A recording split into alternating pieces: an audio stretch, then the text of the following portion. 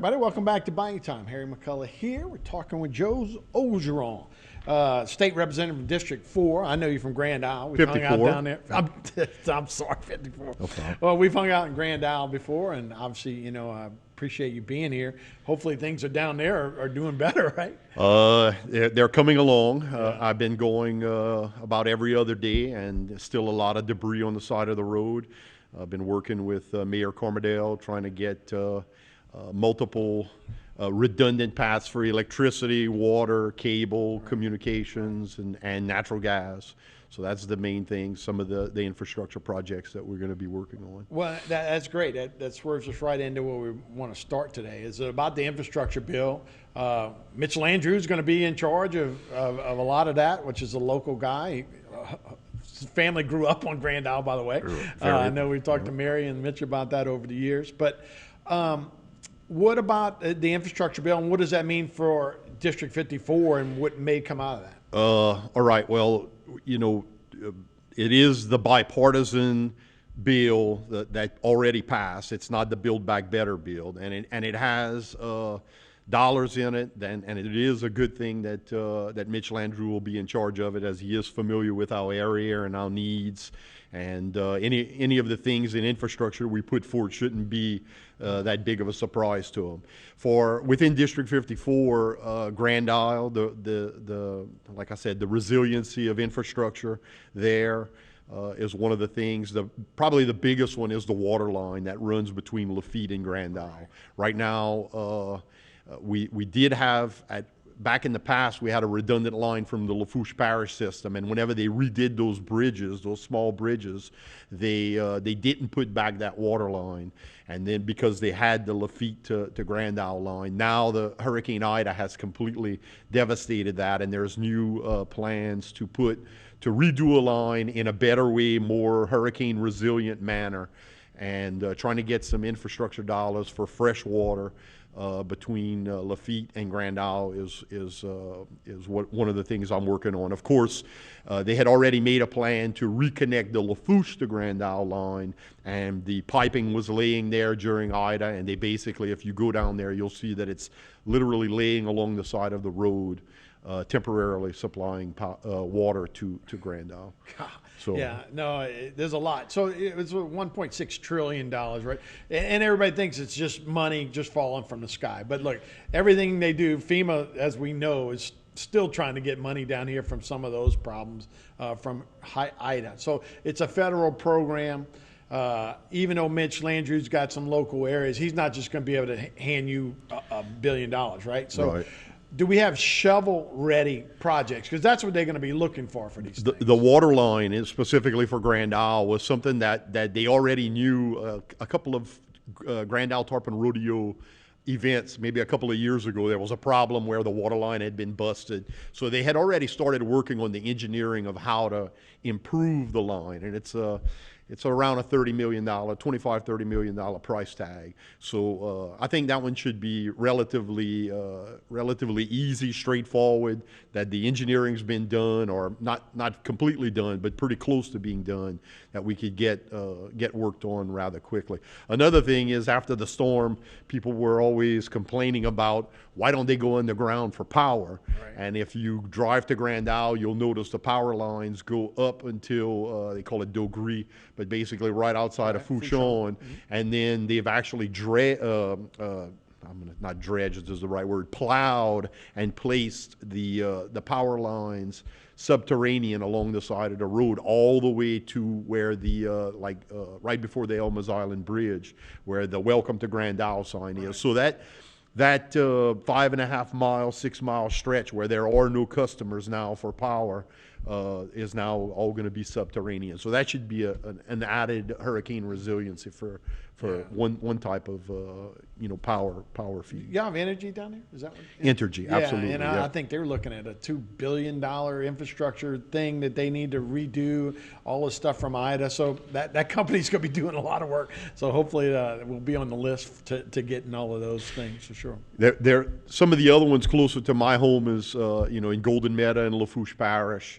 There's been quite a number of small drainage projects, sewage projects, seawall flood. The old seawall in Golden Meadow was kind of done in a way where as the bayou erodes a little bit, the structure of the seawall is not as solid as it should be.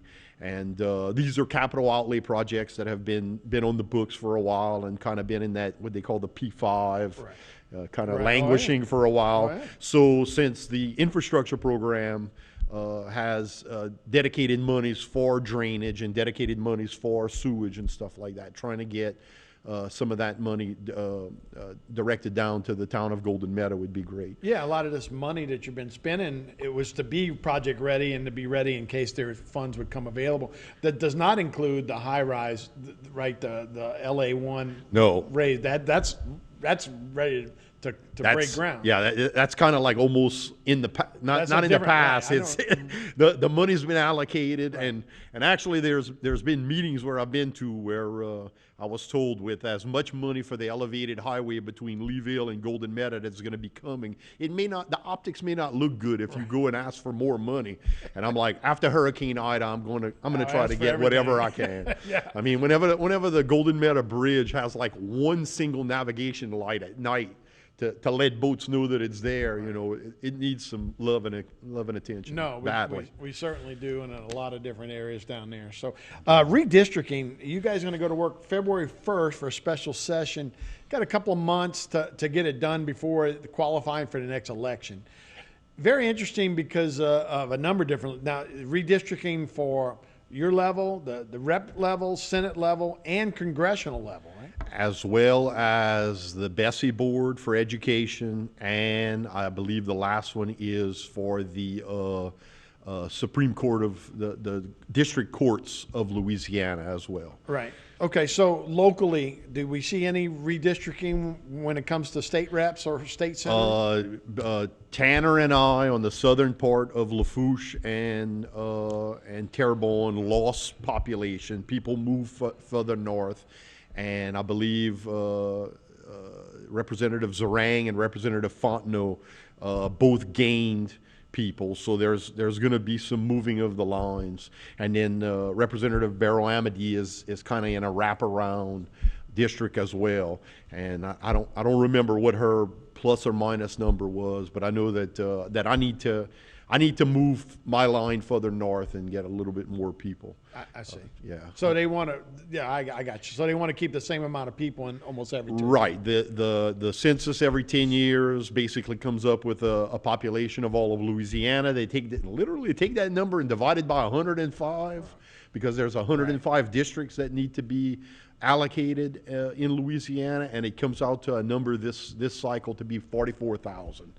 And I pretty much I believe I lost 4,400 from my District 54. So that's basically 10% that I need to get in there. Now, this issue has become so political, right, on a national scene because the Democrats or the Republicans feel that the other one's trying to do too much gerrymandering to gain an advantage. We are unique here. It's a red state with a blue governor, and the governor wants to add a second minority majority district. How is that going to work? I've been in a few meetings. I'm going to say, whenever I just looked at my numbers and Representative Fontenot had gained about 4,200 people. I had lost about 4,400. It was real easy for me to just basically magically move a couple of district precincts and think that I'm done. It's easy. As I got more into the redistricting meetings or the ones that I was invited to specifically to talk about our areas, I realized that it's a much more complicated puzzle. It's almost like a three-dimensional puzzle. So not only trying to fit pieces on a flat table, but think of building like a gingerbread house out of puzzle pieces, because there's other issues in North Louisiana where there's loss of population in a whole area where they may have to, like, I'm going to call it, absolve a district from up there and create one where more people moved in. So it's a very complex thing. Back to your question about the second minority majority district, I'm assuming that I really don't know, but I'm assuming that they would take the one long District 2, I believe it is, that runs from New Orleans all the way up into Baton Rouge, and they would basically split it in half and try to make two that are not as majority, but have a chance to, for outcomes to possibly be different. Yeah, that's so weird. And I know when they started doing this back, I don't know, 30 years ago, whenever they started. But when you create a minority district, it also will. So if you make one big blue district, you're going to make those other districts redder, Right. which to me lends to more polarization. It seems like we get more extreme candidates than people that might try to cater to everybody. I think what the governor has indicated he'd like to see is this this overly majority district be split in such a way that you get two of them that are just maybe closer to the edge, but you have a chance to win. So what happens if again, we got a red legislature? Right. What happens if they say no, we're not doing it? Well, my understanding is that we come forth with plans, multiple districting plans for all those different, House, Senate in the state area, as well as congressional, and Bessie board, and we put forward the plans. And my understanding is that the governor has to accept them or basically deny them and veto them. Then we have an opportunity, from my understanding, to override the veto if we have the votes to do that. We haven't had much luck like that in the past. Right.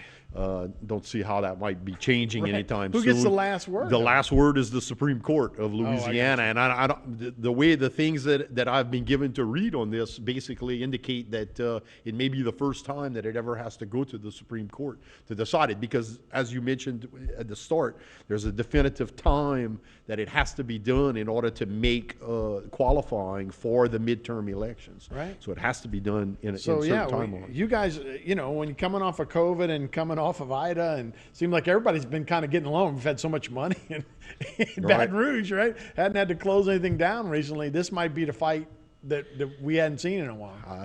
Way back in at the end of the last session, they were already talking about the delays in the census process, and get ready that we're going to have a special redistricting session between what they call Mardi Gras in D.C. late January and Mardi Gras here locally. Let's talk about, and I guess always big on your agenda is any kind of coastal fisheries issues. Obviously, that's a big part of where you're from and your district. So where are we at with that? And that's always, we talk about red and blue, but coastal and commercial and recreation's always one of those deals too, right? That's right. That's right. Whenever I took office, there were two kind of issues burning. There was Pogies or Menhaden. That was something that was already started, that I kind of walked into, and representing both Fouchon and Grand Isle and a lot of the recreational fishing areas. I basically I sponsored some legislation to try to keep the Menhaden fishermen and their vessels off the beach, or at least a half mile off the beach.